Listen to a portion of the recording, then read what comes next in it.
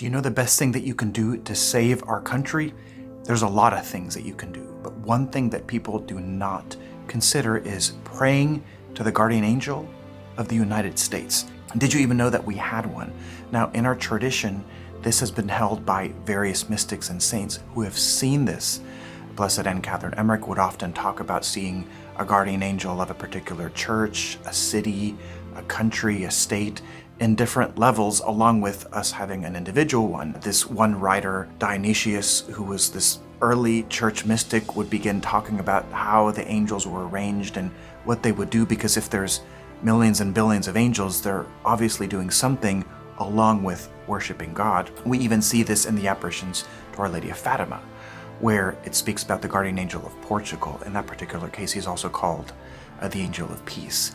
And for those of you that say, oh, well, this isn't biblical, it is in the Bible, where it talks about the protecting angel of Israel being St. Michael the Archangel. And the presumption there is that if Israel has a protecting angel, so does every other country. And it makes sense that angels are protecting in kind of greater degrees depending on however it is that they're created. So this is what you need to know about the guardian angel of America and how you can help him. So I was at Adoration the other day and I saw this book that said Deliverance Prayers to Save America. I picked it up and read it. At the very end, it explains how they started, what it's all about, and this particular vision that they used as part of the reason why they're doing this. Now, this is a book that's published by a company called the Mary Project. I first heard about them a long time ago when they were making CDs and tapes. Over the years, they've shifted and changed. And so here is what they have to say. Why these three particular prayers? And they speak about especially the Divine Mercy Chaplet along with some other prayers. The Mantle of Mary Project is clearly an engagement in spiritual warfare. The first prayers are traditional exorcism prayers for the laity, anchored in the litany of the precious blood. These come from the Association of the Auxiliarum Christianorum, which is founded by Father Chad Rippinger, a well-known exorcist. These potent prayers and the association have received ecclesiastical approval. We encourage you to become a formal member of the Auxilium Christianorum at their website. The second prayer is the traditional Divine Mercy Chaplet. The chaplet has two crucial connections to the angelic realm. Recall how St. Thomas Aquinas explained that God assigns a high-level angel to every nation, city, and institution. So you heard it from that authoritative saint that this is the case for those of you that are kind of naysayers. Now imagine the stature and might of the angel assigned to the United States, the most important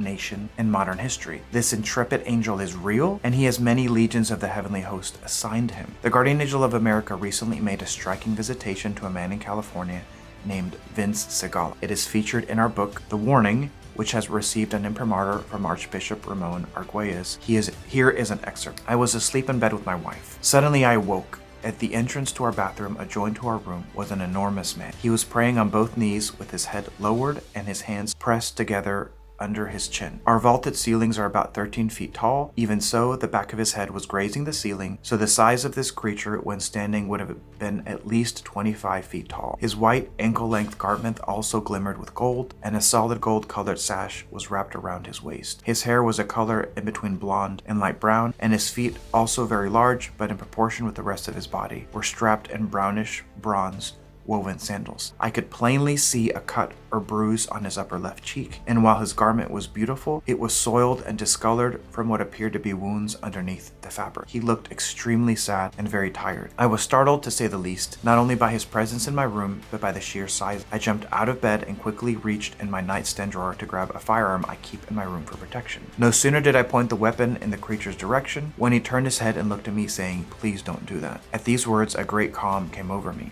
I lowered the weapon to my side and just stared at him. His face was gentle, as were his eyes, but he still appeared heavy-hearted. He then said, "Tell the people to pray the Chaplet of Divine Mercy every day and to offer it in reparation for the sins committed by the United States." Then the visitation stopped. In the days that followed, through contemplation and prayer, I was shown that this being is a guardian angel of the United States, and he is losing the battle for our country to Satan and his demons. Our prayers, specifically the one he requested, strengthen not only him, but also all the angels who fight with him. He is petitioning us for help. I came to understand that we empower angels through our prayers, just as we empower demons with our sin. Vince recently told me that the very existence of our nation depends on our response to our angel's request. Now, those of you that are not living under a rock and are looking at the situation in our country, can see that truth. The very existence of our country depends on us assisting the guardian angel of our country. I suggest to you to listen to what I just read, to follow. Many of you already pray the chaplet. Pray it for him, with him, offer it to him, ask him to pray it with you. Whatever we can do, we must work as a team with the angels and have it be more than just this kind of vague belief that we have that they're out there, but we need to interact with them more directly for the salvation of our country. So many things that we can do. This is a powerful thing that you can add to your arsenal. My friends, let's help the guardian angel of the United States. May our country be blessed from on high with freedom, with purity, with grace, and this whole month of July, our country that stands for freedom, for greatness, for faith, and for so many other beautiful things. There's so much potential there, more than the sin that surrounds it. Let's fight for our country. God bless you, and I will see you in the next one.